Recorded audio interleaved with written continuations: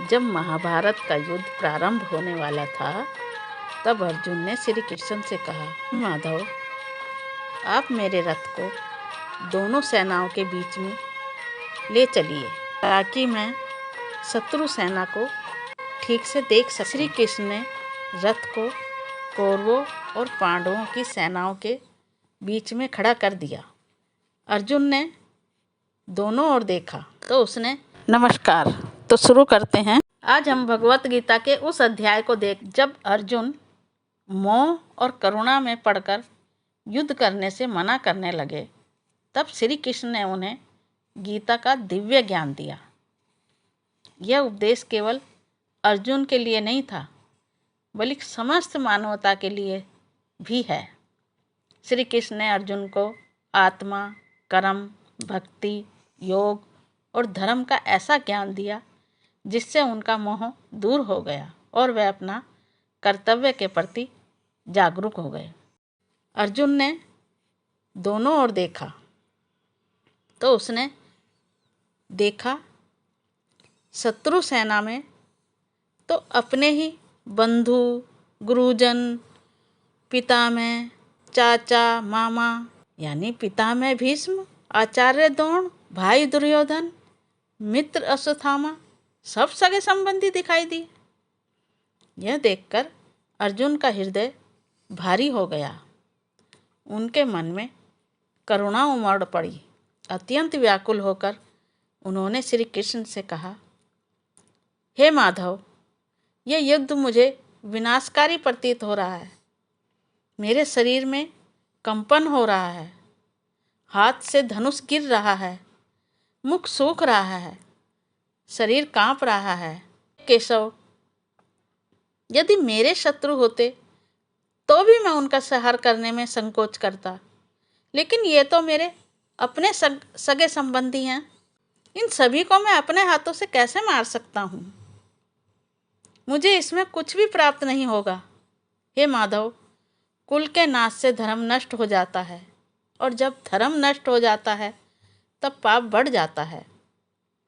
जब परिवार का नाश हो जाता है तब कुल में स्त्रियां भ्रष्ट हो जाती हैं और इसमें अधर्म की वृद्धि होती है। मुझे यह युद्ध नहीं करना चाहिए।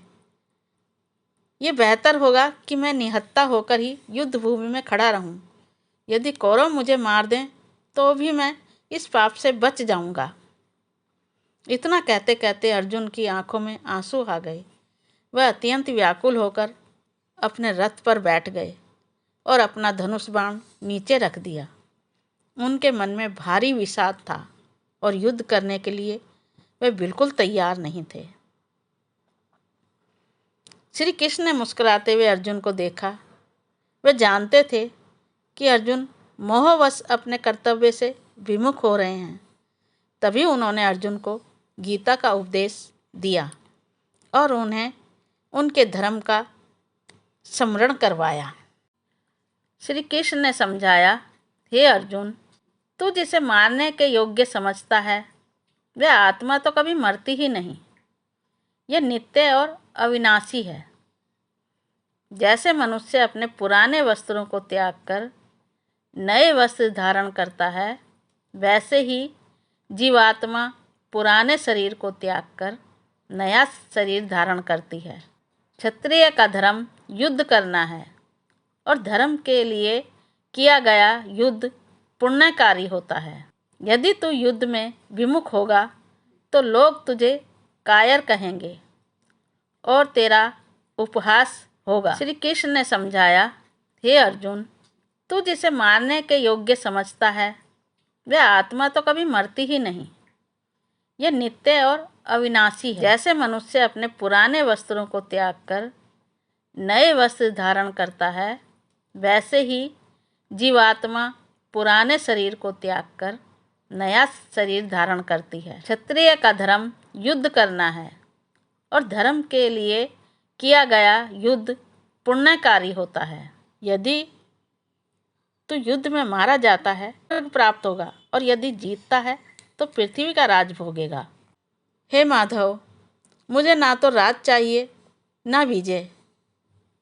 हमें किस लिए यह राज सुख और जीवन चाहिए जब उसमें हमारे अपने ही नहीं। श्री कृष्ण ने अर्जुन को कर्म योग का ज्ञान दिया, जिसमें कर्म को बिना फल की इच्छा के लिए करने की शिक्षा दी गई है। कर्म में कुशलता ही योग है। तेरा कर्म करने में ही अधिकार है, फल में नहीं। श्री कृष्ण ने अर्जुन को बताया कि यह परम सत्य परम ईश्वर की सृष्टि के कारण है। सब धर्मों को छोड़कर केवल मेरी शरण में आ जा, मैं तुझे सभी पापों से मुक्त कर दूंगा। श्री कृष्ण ने अर्जुन को अपना विराट रूप दिखाया, जिसमें उन्होंने अनंत मुख, अनगिनत भुजाएं, सूर्य चंद्रमा जैसे नेत्र और संपूर्ण ब्रह्मांड की हे पार्थ, मेरे सैकड़ों हजारों रूप देख, मैं समय हूँ। हे माधव, कर्म कर, फल की चिंता मत कर।